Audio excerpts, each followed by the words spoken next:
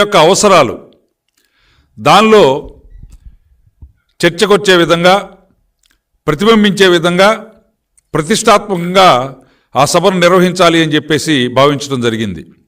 ఆ సభలో సాక్షాత్తు ఈ దేశ ప్రధాని శ్రీ నరేంద్ర మోడీ గారు, అదేవిధంగా మాజీ ముఖ్యమంత్రి వర్యులు తెలుగుదేశం పార్టీ జాతీయ అధ్యక్షులు మాన్య శ్రీ నారా చంద్రబాబు నాయుడు గారు,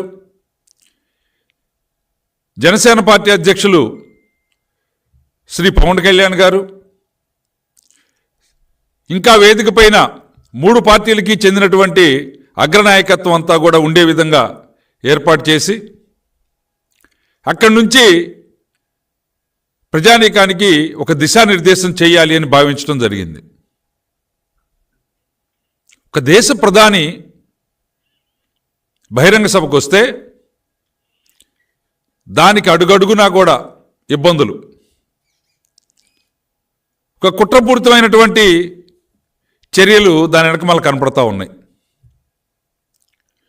ఇక్కడ 2 విషయాలు ప్రధానంగా చర్చకొస్తూ ఉన్నాయి ఈ రాష్ట్రంలో. ఈ సభానంతరం ఇప్పటివరకు కూడా రాష్ట్రంలో ఎక్కడ చూసినా చర్చ ఏంటంటే ఈ రాష్ట్రం ఎటుపోతా ఉంది, ఈ రాష్ట్రంలో ఉన్నటువంటి పోలీస్ అధికారులు పోలీస్ రూల్స్ను పాటిస్తున్నారా, జగన్మోహన్ రెడ్డి అనుయాయులుగా పనిచేయడానికి సిద్ధమయ్యారా అనేటువంటి ఆలోచన చర్చ ఈరోజు రాష్ట్రంలో జరుగుతూ ఉన్నటువంటి పరిస్థితి. 300 ఎకరాల్లో సభను ఏర్పాటు చేసి వందలాది ఎకరాల్లో ఆ భూమిలో పార్కింగ్ స్థలాలు ఏర్పాటు చేసి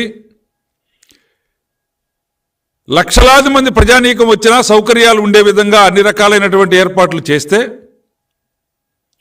పేరుకి పోలీస్ యంత్రాంగం అక్కడ మోహరించినట్లుగా టీవీల్లో ఊదరగొట్టారు తప్ప ఆచరణలోకి వచ్చినప్పుడు సభను జయప్రదం చేయటంలో,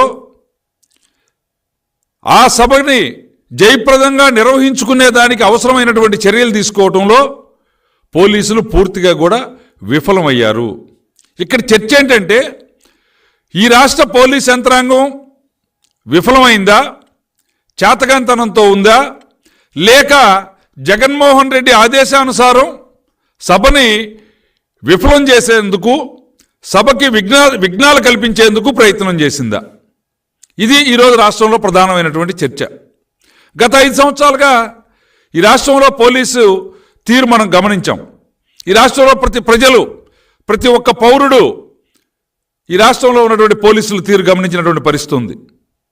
పార్టీలకు అతీతంగా ప్రధానంగా ప్రతిపక్ష పార్టీలపైన దమనకాండ సాగించారు. ఈ రాష్ట్రంలో పోలీసులు ప్రజలు కడుతున్నటువంటి పన్నులతోటి వచ్చే ఆదాయంతో జీతాలు తీసుకుంటున్నట్టు కాకుండా జగన్మోహన్ రెడ్డి జీతగాళ్లలాగా పనిచేసినటువంటి పరిస్థితి ఈ రాష్ట్రంలో మనం చూసాం. ఎక్కడా కూడా ప్రతిపక్ష పార్టీలకు సంబంధించినటువంటి కార్యకర్తలు పోలీస్ స్టేషన్ మెట్లెక్కేటువంటి పరిస్థితి లేదు. ఎంత అన్యాయం జరిగినా, దాడులు జరిగినా, హత్యలు జరిగినా దానిపైన సరైనటువంటి స్పందన లేదు. ఎక్కడా కూడా పోలీసులు కదిలి పోలీస్ డ్యూటీ చేసినటువంటి దాఖలాలు లేవు. ఫలితంగా ఈరోజు రాష్ట్రం నేరస్తులకి, నేరపూరిత ఆలోచనలు కలిగినటువంటి వారికి అడ్డాగా మారిపోతూ ఉంది. ఏ నేరం చేసినా, ఏ క్రైమ్ చేసినా కూడా ఏముంది,